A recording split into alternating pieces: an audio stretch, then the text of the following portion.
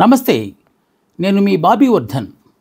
BBC voice ఛానల్లోని commentary box కార్యక్రమానికి స్వాగతం. ఇవాళ ఇంకొక అంతర్జాతీయ అంశానికి సంబంధించి విశ్లేషణ చేయడానికి నేను మీ ముందుకు వచ్చాను. అనుకున్నంత అయింది. అగ్రరాజ్యం అమెరికాకు ట్రంప్ అధ్యక్షుడిగా ప్రమాణ స్వీకారం చేయడంతో అందరూ అనుకున్నట్టుగానే ఆయన మార్కు పాలన మొదలైంది.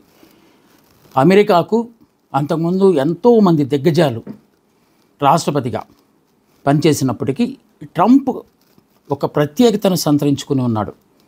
అదే అంశాన్ని ఆయన ప్రచార హోరులో కూడా నినదించాడు. అమెరికా ఫస్ట్ నినాదంతో వచ్చి ఆయన చాలా ఫాస్ట్గా సంతకాలు బరికేస్తున్నారు ఎగ్జిక్యూటివ్ ఆర్డర్ల మీద. మొత్తంగా అతి ముఖ్యమైన 100 అంశాలకు సంబంధించి ఆయన ఎగ్జిక్యూటివ్ ఆర్డర్స్ మీద సంతకాలు చేశారు. వాటిలో చాలా వరకు వివాదాస్పదమైన ఆర్డర్లే ఉన్నాయని మనకు తెలుస్తున్నట్టు సమాచారం ఉంది. సరే, ఆఖరి క్షణంలో బైడెన్ తీసుకున్న అనేక నిర్ణయాలను బుట్టదాఖలు చేసినట్టు కూడా మనకు తెలుస్తుంది. అగ్రరాజ్యం అనగానే ప్రపంచ దేశాల దృష్టి ఆ దేశం మీద, ముఖ్యంగా ఆ దేశానికి ఎన్నికైన అధ్యక్షుడి మీద ఉంటుంది. తమ దేశానికి ఈసారి ఏమి లాభం జరగబోతుంది, ఏమి నష్టం జరగబోతుంది అనే కోణం నుంచి ప్రపంచంలోని చాలా దేశాలు దృష్టి సారిస్తాయి.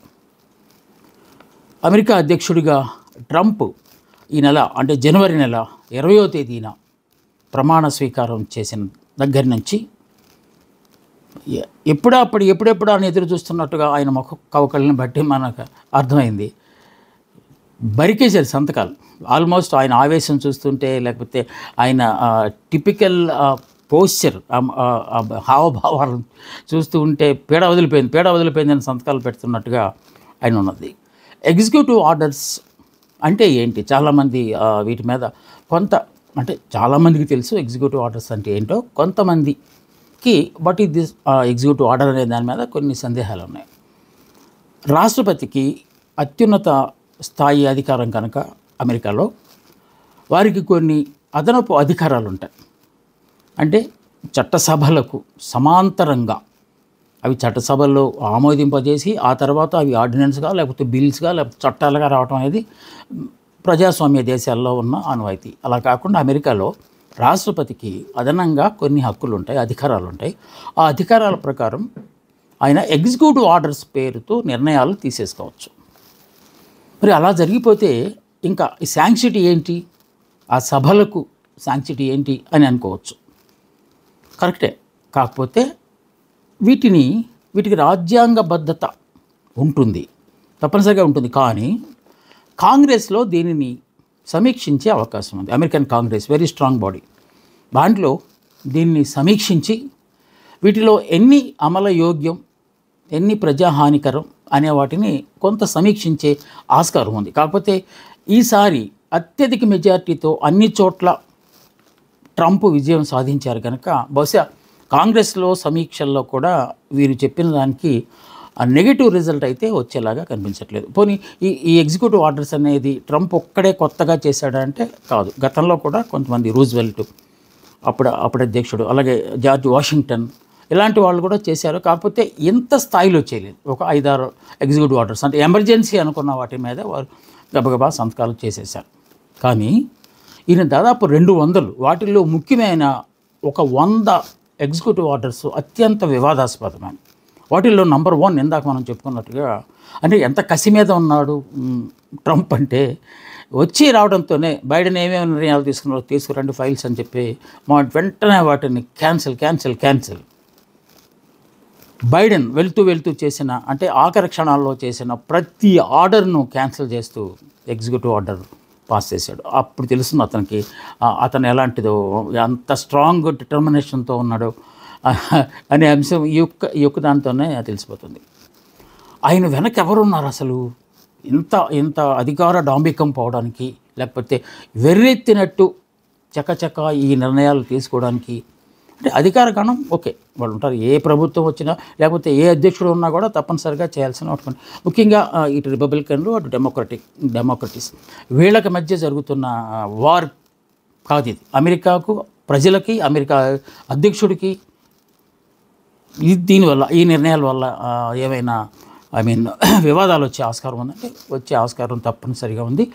కేవలం అమెరికన్ సిటిజన్స్కే కాకుండా అక్కడ జీవిస్తున్న వేరే దేశాల వాళ్ళకు కూడా కొన్ని ప్రమాదాలు పొంచి ఉన్నట్టు మనం ఈ ఎగ్జిక్యూటివ్ ఆర్డర్స్ను నిశ్చితంగా పరిశీలిస్తే తెలుస్తుంది. ఇందాక మనం అనుకున్నట్టు ఆయన వెనక ఎవరున్నారు, ఆయనకి వెనుదన్నుగా ఎవరు ఉన్నారు other than officials and elected people అంటే ప్రపంచవ్యాప్తంగా దిగ్గజ సంస్థల తాలూకు అధికారులు. ఇప్పుడు మన దేశంలో అంబానీ, అదానీ, ఈ జిందాల్ వీళ్ళు ఎలా ఉంటారో అక్కడ కూడా కొంతమంది వాళ్ళు ఉన్నారు. దానికి వాళ్ళు ప్రత్యక్షంగా ఎదురుగా కూర్చుని మరి ప్రమాణ స్వీకారం చేస్తున్నప్పుడు వాళ్ళు ఉన్నారు. వాళ్ళల్లో ముఖ్యమైన వ్యక్తులు మన టెస్లా అధినేత ఎలాన్ మస్క్. మొట్టమొదట క్యాంపెయిన్ నుంచి కూడా ఆయనదైన స్టైల్లో ఆయనకి సహాయం చేస్తున్నాడు. ఆర్థిక పరంగా కూడా సహాయం చేసినట్టు మనకి అప్పట్లో వార్తలు కూడా వచ్చినాయి. అలాగే గూగుల్ CEO సుందర్ పిచాయ్ మన దేశానికి సంబంధించిన వ్యక్తి ఆయన. అలాగే అమెజాన్ CEO బెజోస్ కూడా ఉన్నారు. మెటా CEO మార్క్ జుకర్బర్గ్ ఉన్నారు. ఇంకా యాపిల్ సంస్థ నుంచి ఆ CEO కూడా వచ్చారు. అలాగే మన దేశ ప్రధాని ప్రతినిధిగా అంటే చాలామంది వచ్చారు. కొంచెం ప్రాక్సిమిటీ కోసం కొన్ని ఇంపార్టెంట్ వ్యక్తుల గురించి మాత్రమే నేను మాట్లాడదలుచుకున్నాను. సో మోదీ ప్రధానమంత్రికి దూతగా మన విదేశాంగ శాఖ మంత్రి జయకిషన్ గారు వెళ్ళినట్టు మనకి వార్తలు ఉన్నాయి. అలాగే మన దేశంలో నంబర్ 1 వ్యాపార దిగ్గజంగా ఉన్న రిలయన్స్ అధినేత ముఖేష్ అంబానీ కూడా సమావేశానికి హాజరైనట్టు తెలుస్తుంది. ఇక భారతదేశానికి దానికి అమెరికాకు ఉన్న సంబంధాలకు సంబంధించి మాట్లాడే ముందు ఇంకొక కీలకమైన అంశం కూడా మనం భారత సంతతి మూలాలు ఉన్న చిలుకూరి ఉషను పెళ్లి చేసుకున్న వ్యక్తి US అతనే. వారు మనకిప్పుడు JD వ్యాన్ కదా, ఆయన ఉపాధ్యక్షుడిగా ఉన్నారు. అంత బహుశా మనకేమన్నా కొంచెం సాఫ్ట్ కార్నర్ మన దేశం వైపు ఉండే అవకాశం ఉందేమో అని చెప్పి ఊహాగానాలు చాలామంది చేస్తున్నారు. కాకపోతే ట్రంప్ ఎప్పుడు ఎలా ఉంటాడో మనకు తెలియదు. ఏ ఎగ్జిక్యూటివ్ ద్వారా ప్రపంచ దేశాలకు నష్టం జరుగుతుందో అలాంటి అంశాలను మాత్రమే మనం మాట్లాడాలనుకున్నాం. వాటిల్లో ముఖ్యమైనది అక్రమ వలసదారులను ఈ దేశం నుంచి తోలేస్తాను, అది ఆయన వాడిన పదం. ఎలక్షన్ క్యాంపెయిన్లో కూడా పదే చెప్తూ వచ్చారు, నేను వచ్చి రావడంతోనే వలసదారులందరినీ పంపించేస్తాను, వాళ్ళు మన దేశంలో పందికొక్కుల్లా పడి తింటున్నారు లాంటి భాష ఆయన వాడారు. రాగానే దాని మీద సంతకం పెట్టేశారు. ఎక్కి విమానాలు సరిపోవు కనుక వాళ్ళందరినీ పంపించడానికి యుద్ధ విమానాల్లో వాళ్ళందరినీ కుక్కేసి వాళ్ళ దేశాలకు పంపించే ప్రయత్నానికి శ్రీకారం చుట్టారు. దాంతో కొన్ని దేశాలు ఆ యుద్ధ విమానాల్లో పంపడాన్ని వ్యతిరేకించి వచ్చిన వాళ్ళను ఆహ్వానించేదానికి వ్యతిరేకంగా వాళ్ళు తీసుకున్న నిర్ణయాన్ని కూడా ట్రంప్ చాలా సీరియస్గా తీసుకున్నారు. ముఖ్యంగా కొలంబియా లాంటి దేశాలు మేము ఇలాగ పంపిస్తే మేము తీసుకోమని చెప్పినందువల్ల, వాళ్ళని ఆహ్వానించమని చెప్పినందువల్ల ఆ దేశానికి పెద్ద థ్రెట్ ఆయన ప్రకటించారు. ఒకవేళ ఇలాగ మేము అక్రమ వలసదారులను పంపించినప్పుడు ఆ దేశ వాళ్ళు కనుక ఆహ్వానించకపోతే ఆ దేశాల మీద దిగుమతి సుంకాన్ని విపరీతంగా పెంచేస్తాను, ఇప్పుడు 20% ఉంటే దాన్ని 30 నుంచి 50 చేస్తాను, ఇంకా కొంచెం మితిమీరి మాట్లాడితే 100% చేస్తాను అని చెప్పి చాలా పెద్ద హెచ్చరిక జారీ చేశారు. మిగతా దేశాలు కూడా అవి హెచ్చరిక భావించాలని చెప్పి ఆయన ప్రత్యక్షంగానే చెప్పేశారు. అలాగే బ్రిక్స్ దేశాలకు ఇంకొక వార్నింగ్ కూడా ఇచ్చారు. బ్రిక్స్ దేశాలు అమెరికా తాలూకు అభిజాత్యాన్ని, అమెరికా తాలూకు పెత్తనాన్ని సహించలేక ఏదైనా ప్రత్యామ్నాయం, అది డాలర్ చూసుకునే అమెరికా ఎంత విరిగిపోతుంది కనుక మనం ప్రత్యామ్నాయంగా మరేదైనా కరెన్సీని మనం తీసుకొద్దాము అని చెప్పి అనుకుంటున్నారన్న నాకు వార్తలకు స్పందిస్తూ ఆయన చెప్పింది ఏంటంటే, ఒకవేళ డాలర్ని కనుక మీరు డాలర్కి ప్రత్యామ్నాయంగా మరో కరెన్సీని మీరు చేసుకోవాలని కనుక ట్రై చేస్తే మీ దేశాల మీద ఆర్థిక ఆంక్షలు విధిస్తాను అని చెప్పారు. అలాగే మీ దేశాల నుంచి మేము చేసుకుంటున్న దిగుమతి మీద 50 నుంచి 70 దాకా % ట్యాక్సులు మీ మీద వేస్తామని చెప్పి వాళ్ళకు కూడా ఒక హెచ్చరిక జారీ చేశాడు. అంటే అందరికీ అన్ని వర్గాల వారికి హెచ్చరికలు జారీ చేస్తూ వస్తున్నాడు. ఇంకొక ప్రపంచానికి సంబంధించిన అంశం ఏంటంటే ఫ్రాన్స్ ఒప్పందం. ఇది 1917లో జరిగింది. దానిలో ప్రపంచ దేశాలన్నీ బాధపడుతున్న అంశం ఏంటంటే గ్లోబల్ వార్మింగ్, ప్రపంచవ్యాప్తంగా ఉష్ణతాపం పెరిగిపోతుంది కనుక ఈ పెరుగుదల ఎలాగే కంటిన్యూ అయితే ప్రపంచంలో ఆ కార్చిచ్చు ఇప్పుడు అమెరికాలో మొదలైంది కదా, అలాగే అన్ని దేశాల్లో కూడా ఏదైనా ప్రమాదం వచ్చే ఉంది. ఉష్ణతాపాన్ని కొంతైనా తగ్గించాలి, మనం అందరం ప్రయత్నించి దానికోసం అని చెప్పి ఒక సస్టైనబుల్ ప్రోగ్రామ్ ఏదో ఒకటి తీసుకొని ఒక కనీసం 2 డిగ్రీల ఉష్ణోగ్రతనైనా మనం తగ్గించాలి అని చెప్పి ప్యారిస్లో జరిగిన ఆ ఒప్పందంలో అందరూ సంతకాలు పెట్టారు. దాంతో మాకేం సంబంధం లేదు, మీరు మీ మాట వినాల్సిన అవసరం లేదు, అదేదో మా జాగ్రత్తలు మేము పడతామని చెప్పి దాని నుంచి కూడా బయటకు వస్తున్నారు చెప్పారు. ఇంకా అతి భయంకరమైన అంశం ఏంటంటే వరల్డ్ హెల్త్ ఆర్గనైజేషన్. ఇది ప్రపంచం మొత్తానికి సంబంధించి ఆరోగ్య విషయాలలో ఎప్పటికప్పుడు సలహాలు ఇవ్వడం కానీ, అప్రమత్తంగా ఉండమని జాగ్రత్తలు చెప్పడంలో కానీ, ముఖ్యంగా కరోనా కష్టకాలంలో వరల్డ్ హెల్త్ ఆర్గనైజేషన్ తాలూకు పాత్ర ఎవ్వరూ మర్చిపోలేరు. దాని నుంచి కూడా బయటకు వస్తున్నామని చెప్పాడు. దానికి కారణం ఏం చెప్తున్నాడు ట్రంప్?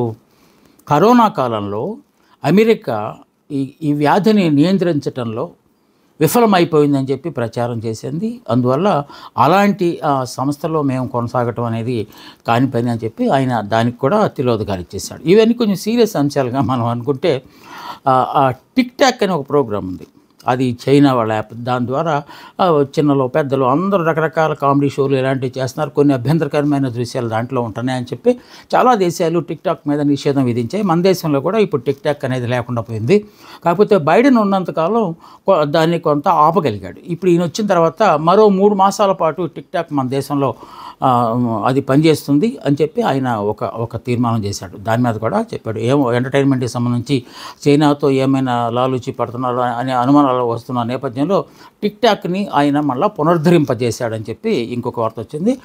కాకపోతే ఈ బై బర్త్ వచ్చే ఈ పౌరసత్వం ఉంది కదా, సిటిజన్షిప్, దానికి సంబంధించి అప్పుడే సుప్రీంకోర్టు సీరియస్ అయింది. సుప్రీంకోర్టు ఆ ఆర్డినెన్స్ని కొట్టేసింది. మనం ముందే చెప్పుకున్నట్టు అమెరికన్ కాంగ్రెస్ దీని మీద సమీక్ష చేయవచ్చు, కానీ అత్యున్నత న్యాయస్థానం దీన్ని కొట్టేసే ఆస్కారం ఉందని చెప్పి మనం ముందే చెప్పుకున్నాం.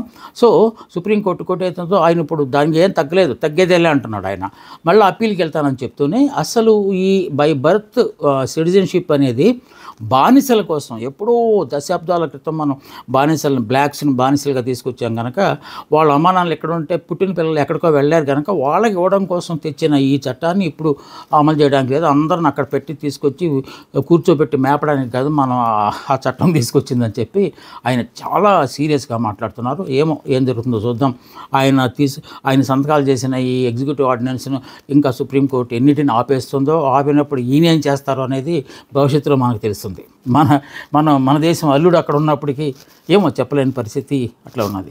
ఇలాంటి వివాదాస్పదమైన కొన్ని ఆర్డినెన్స్లకు వాటిని మనం ఆర్డర్స్ అన్నాం, ఎగ్జిక్యూటివ్ ఆర్డర్స్కి తెరలేపిన ట్రంప్ పాలన ఎలా ఉండబోతుంది, ఆయన ఏ అంశాల మీద దృష్టి సారిస్తున్నాడు. ఇప్పుడు ఆయన రాగానే కొన్ని సమస్యలు ఆహ్వాన పలికినాయి. ఇప్పుడు మనం ఒక ఎపిసోడ్ కూడా చేసాం దాని మీద.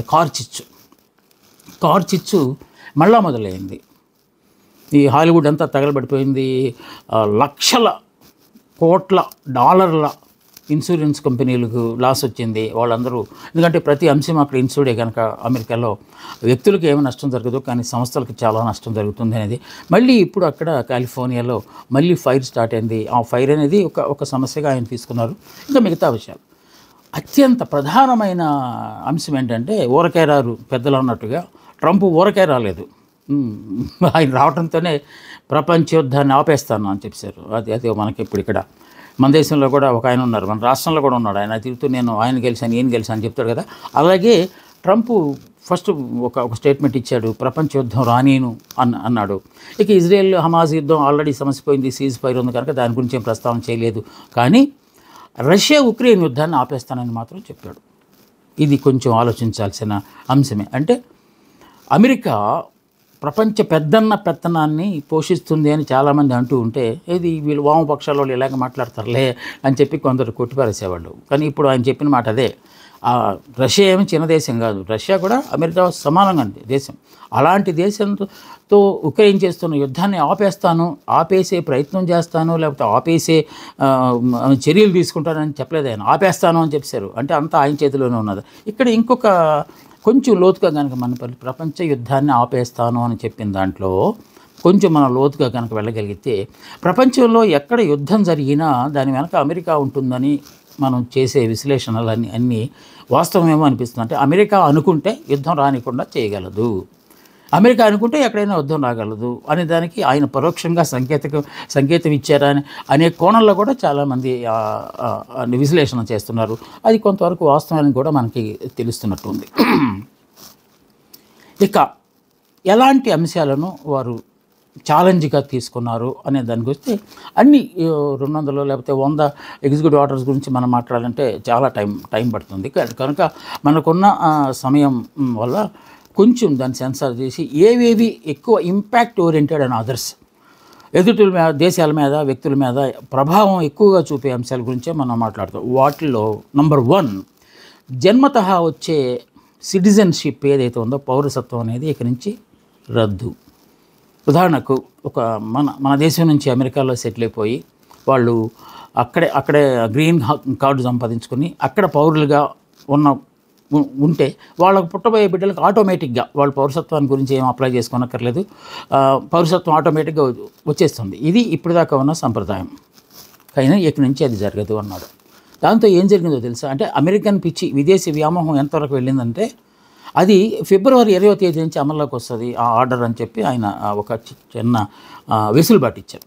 ఇంకా విచిత్రమైన విషయం ఏంటంటే ప్రెగ్నెన్సీతో ఉన్నవాళ్ళు 8th 9th మంత్ ప్రెగ్నెన్సీతో ఉన్న వాళ్ళందరూ ఆసుపత్రులకు వెళ్ళి అపాయింట్మెంట్ తీసుకున్నారు. సిజేరియన్ చేసేసుకుని బిడ్డను కనేస్తే వాడు అమెరికన్ సిటిజన్ అయిపోతారు అని.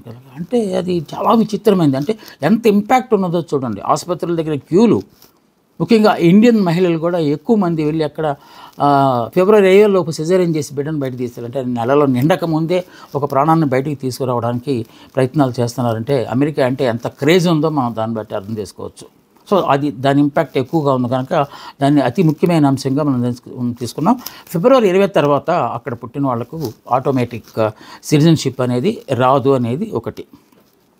ఇప్పటిదాకా కరోనా అనంతరం చాలా కంపెనీలు ఎక్కువ లాభాలు ఆర్జిస్తున్న కంపెనీలు వర్క్ ఫ్రమ్ హోమ్ అని చెప్పి ఒక దాన్ని పెట్టి, అది మన దేశంలో కూడా చాలా సాఫ్ట్వేర్ కంపెనీలు మీరు అక్కడికి వచ్చినా చేసే పని అది, ఇక్కడికి వచ్చినా చేసే పని అదే కనుక మీరు ఇంటి దగ్గరే ఉండి మీ సిస్టమ్స్ ద్వారా వర్క్ ఫ్రమ్ హోమ్ చేయండి అని చెప్పి చాలా దేశాలు ఆ పద్ధతిని అనుసరిస్తున్నాయి. అమెరికాలో కూడా ఆ ప్యాటర్న్ కొనసాగుతుంది. దాన్ని ఇప్పుడు ఆయన ఆపేశాడు. తప్పనిసరిగా మీరు ఆఫీస్కి వచ్చి పనిచేయాల్సిందే అని చెప్పి ఇంకో దాన్ని చేశాడు. మళ్ళీ ఇంకొక పెద్ద శరాఘాతం లాంటి ఇంకొక ఎగ్జిక్యూటివ్ ఆర్డర్ ఏంటంటే నో ఫ్రెష్ ఎంప్లాయ్మెంట్ అని చెప్పేశాడు.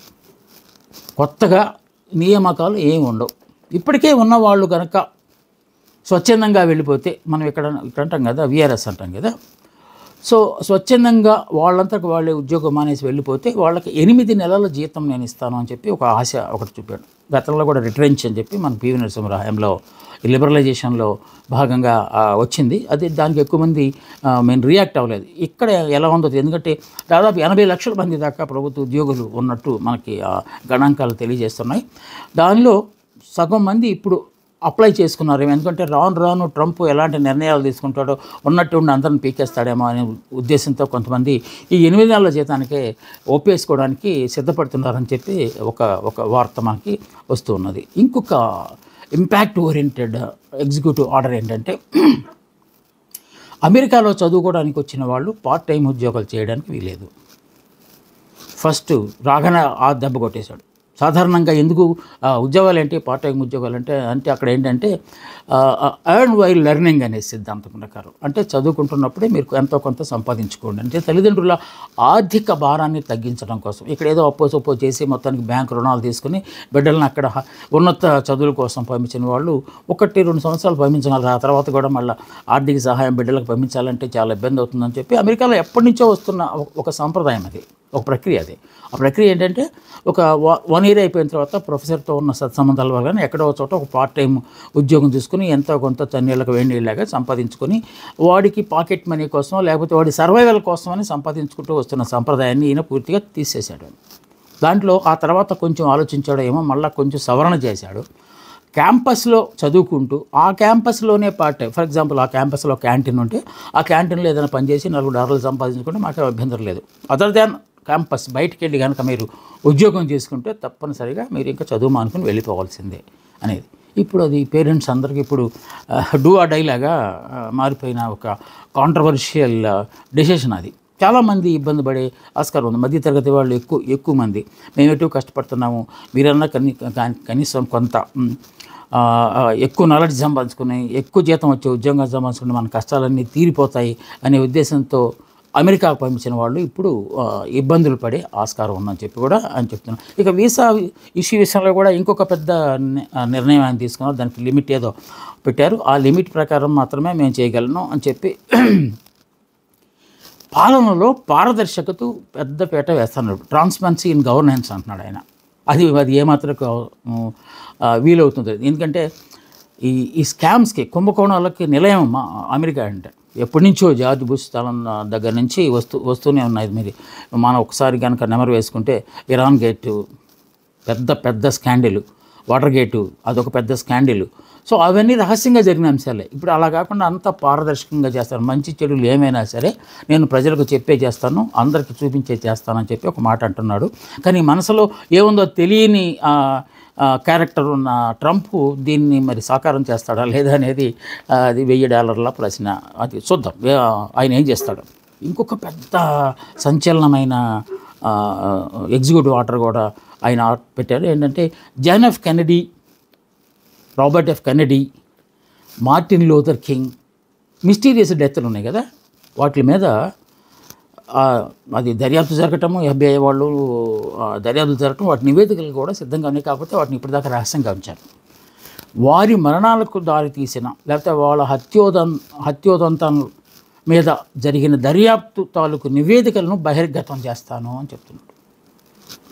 మనకి మన దేశంలో కూడా కొన్ని ఎప్పుడెప్పుడో మారుమూలలో ఉన్నారని అప్పుడప్పుడు కొంచెం బయట తీసి లీక్స్ అంటాం కదా, ఆ లీక్స్ లాంటిదే ఇక్కడ ఇప్పుడు బయట పెడతాను. వారి హత్య తర్వాత జరిగిన దర్యాప్తు నివేదికలను బయట పెడతానని చెప్పి ఇంకొకటి ఇది ఎవరిని ఫిక్స్ చేయడానికి చేస్తున్నాడు అనే దాని మీద తర్జనభర్జనలు జరుగుతున్నాయి అమెరికాలో. ఇంకొక వివాదాస్పదమైనది వెస్టర్న్ కల్చర్కి సంబంధించిన విషయం అదేంటంటే అక్కడ గేస్కి అంటే థర్డ్ జెండర్స్కి వాల్యూ ఉంది. మేల్, ఫీమేల్, థర్డ్ జెండర్ ఉండేది. కానీ ఇప్పుడు ఆయన ఏమని చెప్పాడంటే no 3 genders, only 2 genders, men, women మాత్రమే. అంటే చాలా పెద్ద, అంటే వాళ్ళు కోర్టుల ద్వారా సాధించుకున్న, కోర్టులకు వెళ్ళి వాదించి ఈ గే కల్చర్ అనే దానికి చట్టబద్ధత తీసుకొచ్చిన దాన్ని తీసేస్తానని చెప్పేసి కూడా ఆయన చేశాడు. ఎందుకంటే ఎలక్షన్ అయిపోయింది, ఇంకా ఆయనకి సంబంధం లేదు. ఓట్లు వచ్చినా రాకపోయినా అదే. ఇక వీసాలను జారీ చేసే విషయంలో కూడా ఆచితూచి అడిగేయండి అని చెప్పి అధికారులకు ఆల్రెడీ ఆదేశాలు జారీ చేసినట్టు ఉన్నది. ఏంటి అసలు ఈ ట్రంప్ తాలూకు ధైర్యం ఏంటి? ఎందుకు ఇంత దుందుడుకుగా, ఇంత దూకుడుగా ముందుకెళ్ళిపోతున్నాడు? ఎందుకు అంత కసి మీద ఉన్నాడు? ఈయనేమన్నా సత్శీలుడా అని కొంతమంది ప్రశ్నలు వేస్తున్నారు. అనేక నేరాలతో అతనికి సంబంధం ఉంది. అలాంటి వ్యక్తి ఈ నీతి వాక్యాలు చెప్పటం ఏంటి అని కొంతమంది రకరకాల. కాకపోతే కార్పొరేట్ దిగ్గజాలు వెనక ఉంటే అధికారంలో ఉన్న ఏ వ్యక్తి అయినా ఇలాగే మాట్లాడతాడేమో అని చెప్పి మనకు చాలా ఉదాహరణలు ఉన్నాయి. సో అలాగే ఈయన కూడా మాట్లాడుతున్నాడు. అంటే ఒక్కసారి వారి ట్రంప్ తాలూకు బ్యాక్గ్రౌండ్ ఏంటి, అసలు ఆయన వసుధ రాజకీయ నాయకుడు కుటుంబానికి సంబంధించిన వాడా లేదా అని కనుక మనం అనుకుంటే ఫస్ట్లో అంటే మొదట్లో ఆరంభ దశలో ఆయన రియల్ ఎస్టేట్, వాళ్ళ ఫాదర్ రియల్ ఎస్టేట్ చేసేవారు, నిర్మాణ రంగంలో ఉన్నారు. అదే రంగంలోకి ట్రంప్ కూడా వచ్చారు. చిన్నగా మొదలుపెట్టి అది కొంచెం ఎదుగుతున్న దశలో ఇంకా దాన్ని విస్తరింపజేయడానికి సొంత ఫాదర్ దగ్గరే కొంత రుణం కూడా అంటే ఎంత స్ట్రిక్ట్ పర్సన్, లేకపోతే తండ్రిని అడిగితే డెఫినెట్గా డబ్బులు ఇస్తాడు. అలా కాకుండా ఇండిపెండెంట్గా ఎదగాలి అనే ఒక ఆశ అప్పటి నుంచి ఆయనకు ఉంది.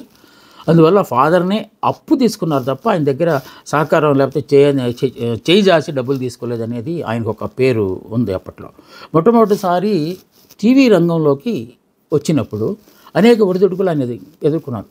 ఆయనే స్వయంగా షోస్ చేసేవారు, అంటే రూపర్ట్ మర్డోక్ అనే ఒక అతను ఉన్నాడు. ఆయన మొత్తం ప్రపంచ దేశాల్లోని పత్రికల్ని లేకపోతే టీవీ ఛానల్స్ని అన్నీ కొనేస్తున్నాడు, కబలించి వేస్తున్నాడు. అది ఒక రకంగా ఉంటే ఈ ట్రంప్ కూడా ఆ రంగం పట్ల ఆసక్తి చూపించి రియాలిటీ షోస్ అనేదానికి మొట్టమొదటిసారి శ్రీకారం చుట్టినవాడు ట్రంప్ అట. సో కొన్ని షోలు స్వయంగా ఆయన చేసేవాడు. వాటిలో ఆయన ఇంట్రడ్యూస్ చేసిన షోస్లో WWF అనేది ఒక పేద దాంట్లో ఆయన బెట్టింగ్. ఆ తర్వాత ఆయన బెట్టింగ్స్, గ్యాంబ్లింగ్, రకరకాల వాటిలో, ఎందుకంటే డబ్బులు వచ్చిన తర్వాత విచ్చలవిడితనం, విలాసవంతమైన జీవితం గడపటం అలవాటైపోయిన తర్వాత విచ్చలవిడిగా డబ్బులు ఖర్చు పెట్టడం అనేది జరిగితే సడన్గా డిక్లైన్ అయిపోయింది. ఎంత ఫాస్ట్గా గ్రాఫ్ పైకి పెరిగిపోయిందో, ఒక జైంట్ లాగా ఆయన మారిపోయాడో, అంతే దారుణంగా విచిత్రమైన పరిస్థితుల్లో ఆయన ఒక దశలో దివాళా తీసేసిన పరిస్థితి ఏర్పడింది. అందరూ ఆయన చూసి అయ్యో ట్రంప్ ఏంటి ఇలాగ అయిపోయాడు అని జాలి పడాల్సిన పరిస్థితి కూడా వచ్చిన తరుణంలో ఆ తర్వాత ఆయన కనిపించింది ఏంటంటే ఒకసారి రాజకీయాల్లోకి వెళ్ళి చూద్దామని చెప్పి 2000 సంవత్సరంలో రాజకీయాల్లోకి వచ్చాడు, కానీ రాణించలేకపోయాడు. 2016 సంవత్సరంలో హిల్లరీ క్లింటన్ మీద నెగ్గి రాష్ట్రపతి అయ్యాడు, ప్రెసిడెంట్ అయ్యాడు. అక్కడి నుంచి ఇంకా వివాదాలకు నిలయంగా ఆయన మారిపోయాడు. ఆయన కొన్నాళ్ళు ఖాళీగా ఉన్నప్పటికీ మళ్ళీ కొన్నాళ్ళు ఆయన వ్యాపారాలు ఆయన చేసుకుంటూనే ఉన్నాడు. ఊరకే ఉండటం అనేది, సైలెంట్గా కూర్చోవటం అనేది అది బుష్ గారు ట్రంప్ గారి డిక్షనరీలో లేనట్టు మనకు అనిపిస్తూ ఉంటుంది. తర్వాత 2020లో జరిగిన ఎన్నికల్లో బైడెన్ మీద ఓడిపోయారు. బైడెన్ మీద ఓడిపోయిన తర్వాత ఖాళీగా ఉన్నాడా? లేదు, ఫ్రాడ్ జరిగింది, నన్ను మోసం చేసేసి చెప్పి రోడ్డు ఎక్కేసేసాడు. చాలా పెద్ద గొడవలు చేసుకున్నాడు. వాడి మీద తట్టుకోలేక ఆ క్యాపిటల్ హిల్ మీద తన అధికార గణం తన అనుచరులతో కలిపి దాడి చేశాడు. ఆ దాడిలో అరెస్ట్ అయ్యాడు, జైలు పాలయ్యాడు. చాలా పెద్ద ఆయన మీద ఈ ట్రంప్ ఇప్పుడు గెలిచిన ప్రస్థానం కనుక మనం ఒకసారి వెనకేస్తే రకరకాల క్రిమినల్ కేసులు, 2 అతి భయంకరమైన కేసులు ఉన్నాయి ఆయన మీద. అలాగే ఒక 20-30 కేసుల దాకా ఇంకా పెండింగ్లో ఉన్నాయి. అలాంటివన్నిటిని ఇప్పుడు ఆయన రద్దు చేసుకోబోతున్నాడేమో. ఎందుకంటే బైడెన్ తీసుకున్న నిర్ణయాలన్నిటినీ ఎలాగా ఆయన ఒక్క సంతకంతో పీకేశాడో ఇది కూడా అలాగే చేస్తాడేమో అని చెప్పి కొంతమంది ఊహాగానాలు చేస్తూ ఉన్నారు. 4 పెద్ద క్రిమినల్ కేసుల్లో ఆయన నిందితుడిగా ఉన్నాడు. ఆల్మోస్ట్ జైలు దాకా వెళ్ళొచ్చిన వ్యక్తి. ఒక 80-90 దాకా వేరువేరు కేసుల్లో ఉన్నాడు. అదంతా అఫిడవిట్లో ఆయన సమర్పించాడు. వాటన్నిటి మీద విచారణ జరిగే అవకాశం ఉందా, లేకపోతే మనం అనుకున్నట్టు ఈ 200 ఎగ్జిక్యూటివ్ ఆర్డర్లు చేసినట్టుగానే తన మీద ఉన్న కేసులన్నింటినీ కొట్టివేయడానికి ఇంకొక ఎగ్జిక్యూటివ్ ఆర్డర్ మీద సంతకం ఆయన చేస్తారేమో. ఒకవేళ అలా చేస్తే అమెరికన్ కాంగ్రెస్ ఊరుకుంటుందా, అత్యున్నత న్యాయస్థానాలు ఊరుకుని ఉంటాయా అనేవి రకరకాల ప్రశ్నలు. ఏదేమైనా అమెరికాలో ట్రంప్ మార్కు పాలన మొదలయ్యిందని మాత్రం మనం అనుకోవాలా. భవిష్యత్తులో ఏం జరుగుతుందో అనేది మనం ఆచితూచి మాట్లాడాల్సిన అంశం. ఎందువల్లనంటే ఆయనకున్న మానసిక స్థితి బట్టి ఆయన ఎప్పుడు ఏ నిర్ణయాలు తీసుకుంటాడో తెలియదు. ఆ నిర్ణయాలు ఏ దేశం మీద ఎంత ప్రభావాన్ని చూపుతాయో తెలియదు కనుక ఇప్పుడు అది మాట్లాడటం అనేది అంత సమంజసం కాదు. ఇది అమెరికానికి సంబంధించి అసలే ట్రంప్ ఆ పైన బరి తెగింపు అనే అంశం మీద మనం చేసిన విశ్లేషణ మీకు నచ్చిందని భావిస్తూ నమస్తే, మీ ప్రొఫెసర్ బాబీ వర్ధన్.